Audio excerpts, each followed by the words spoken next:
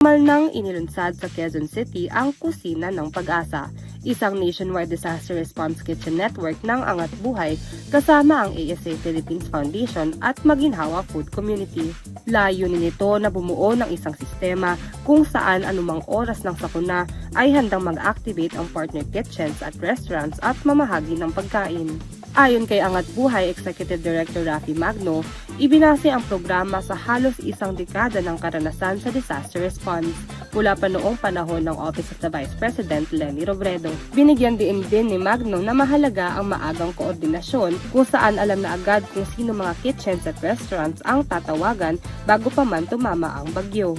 Tinutukan din ng programa ang pagbibigay ng dignified meals o mga pagkaing angkop sa kultura, maayos na pagkakahanda at ligtas sa mga tatanggap. Hindi lang ito para sa mga kalamidad dahil maaari rin itong i-activate sa iba pang krisis na nakakaapekto sa mga vulnerable sector. Inaasahan naman na mas mapapalawak pa ang network ng Kusina ng Pag-asa sa mga susunod na buwan, lalo na sa paghahanda sa paparating na tag-ulan. Para sa TZRH TV, ito si Mika Aryar, una sa Pilipinas, una sa Pilipino.